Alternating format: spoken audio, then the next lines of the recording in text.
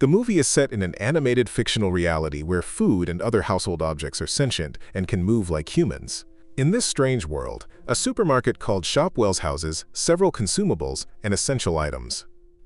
All the products in the store are conscious and believe that humans are gods who will deliver them from their aisles to the outside world.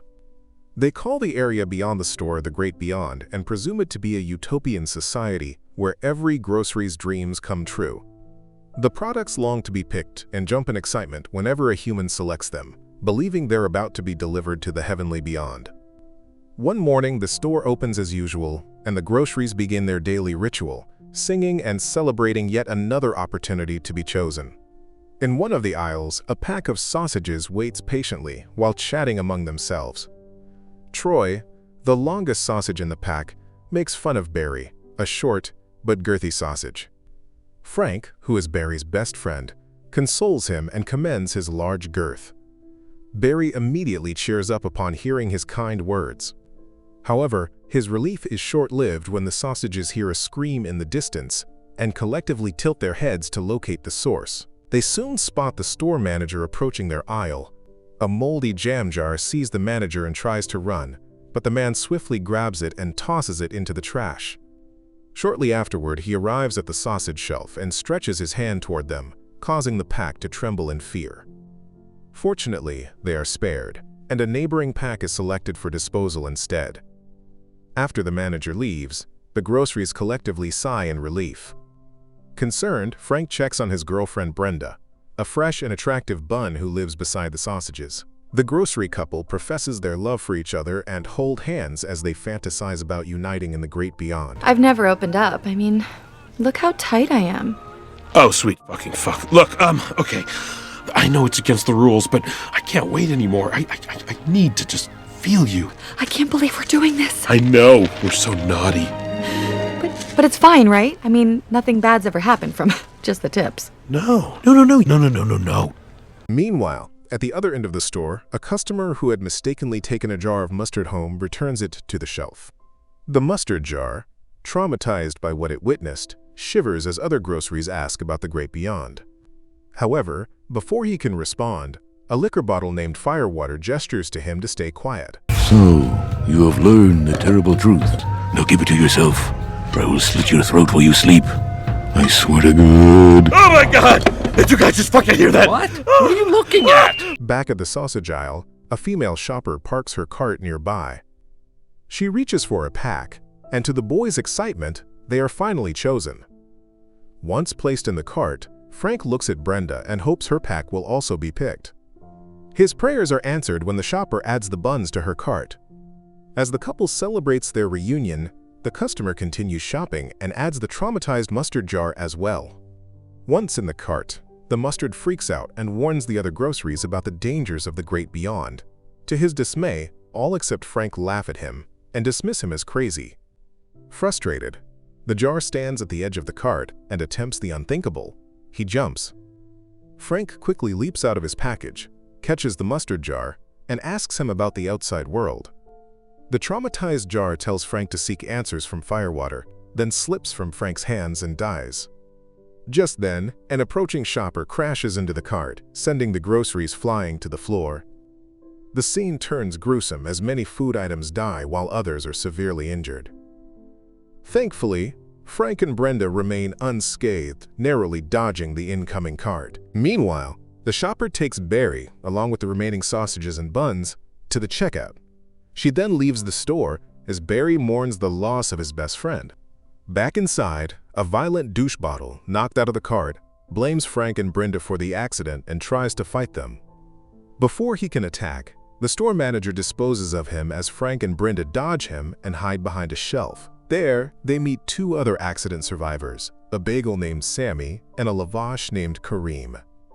A few minutes later, the store closes, and the accident survivors agree to return to their respective aisles before morning. Together, they climb a nearby shelf to get their bearings, and then begin the long journey back. On the way, they reach the liquor section, where Frank spots Firewater's shelf. Determined to learn the truth, Frank enters the section alone while the others wait. He finds Firewater hiding behind a stack of boxes and asks about the great beyond. Soon, Firewater is joined by his fellow non-perishables who reveal the shocking truth. Humans eat groceries. They explain that decades ago, all the groceries knew about their grim fate, and widespread panic spread across the supermarket. To restore order, the non-perishables fabricated a myth about the outside world being a paradise. Over time, this lie became a widely believed truth, and the panic subsided. Frank is horrified and vows to tell the rest of the store. Realizing he needs proof, he asks where to find it. One of the non-perishables tells him to check the dark aisle, where the evidence is kept. Frank thanks them and rushes off to rejoin his group. Meanwhile, Brenda and the others, worried after waiting for over an hour, are approached by Jose, a shady tequila bottle who claims he's seen Frank and promises to lead them to him.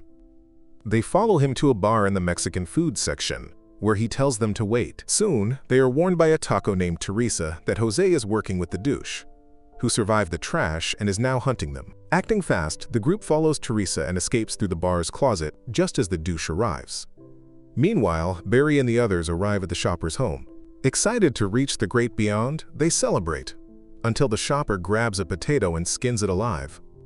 Horror sets in as the groceries realize the truth and are slaughtered one by one. Barry and another sausage named Carl seize the chance to escape. Tragically, Carl is caught and sliced open before they make it out. Barry takes a moment to grieve but continues running to avoid the same fate. He flees into an alleyway and sinks into despair. I begged them to stop, but they just wouldn't. First the guards stretched me till it hurt. Then they went inside me and then... Spoon! But hope returns when he sees a junkie holding a familiar Shopwell's bag. Remembering Frank, Barry decides to return to the store to warn everyone. He chases after the junkie and latches onto his car. At home, the junkie injects himself with bath salts and begins hallucinating. Under the influence, he finally sees Barry and the other groceries, and, for the first time, can hear them speak. Realizing this, Barry begs the junkie to take him back to the supermarket. Sadly, the man passes out from overwhelming intoxication. While he sleeps, Barry meets the other groceries in the house and befriends them. About an hour later, the addict wakes up, but the effects of the bath salts have worn off, leaving him unsure whether the experience was real. He soon spots the girthy sausage on his couch and decides to cook him. Luckily, the hungover junkie misses the pot and drops Barry on the floor. The girthy sausage seizes the opportunity, yanks the addict's shoelaces, and causes him to slip, triggering an axe to fall and decapitate him. Back at the store, Brenda and the rest of the group continue searching for Frank. However, they soon run into trouble when Douche finds and attacks them. He corners Brenda, but the clever Bun notices an injury on his side and rips it open. Douche is momentarily stunned, and the group seizes the opportunity to escape. Brenda struggles to wiggle through, but with her friend's help, she narrowly makes it. They eventually return to the alcohol section and reunite with Frank. Upon seeing them, Frank shares his encounter with the non-perishables and suggests they head to the dark aisle to find proof of the truth. Brenda immediately rejects the idea and urges Frank to continue believing in the great beyond as they always had. However, Frank refuses and explains that he can no longer trust the myth without evidence. This disagreement leads to an argument, and the couple splits up, heading in opposite directions. Frank begins his journey to the dark aisle, while the others continue toward their respective shelves. Eventually, the group reaches their destination and disperses to their individual sections. Brenda joins a pack of buns.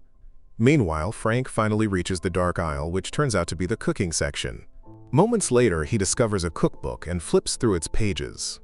Horrified by the images of groceries being chopped and eaten, Frank tears out a page and rushes off to warn the others before the store opens. Minutes later, Frank reaches the store's central control and makes an announcement over the monitor. He reveals the truth and shows the cookbook as proof. The revelation throws the supermarket into chaos as the groceries panic in fear. However, their panic doesn't last. Eventually, they convince themselves not to believe Frank and decide to return to blissful ignorance. Just then, the store opens, and customers begin shopping. A desperate Frank runs to the bun section to find Brenda, only to discover she has already been picked. Just as Frank begins to lose hope, Barry arrives and reunites with his friend. The girthy sausage tells Frank about his experience in the outside world and presents the decapitated junkie's head as proof. Reunited, Barry and his new friends set a plan in motion to save the rest of the groceries.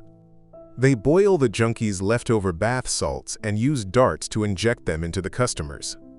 The drug causes the humans to hallucinate and finally see and hear the groceries. Chaos erupts as customers and staff begin attacking the groceries. The attack continues for hours until all the humans are either restrained or killed, except for the store manager. Douche spots the manager and takes control of his body by crawling into his pants. Once in control, Douche grabs a gun and begins shooting at the groceries, who scatter in fear. Moments later, he finds Frank and grabs him, biting into his torso.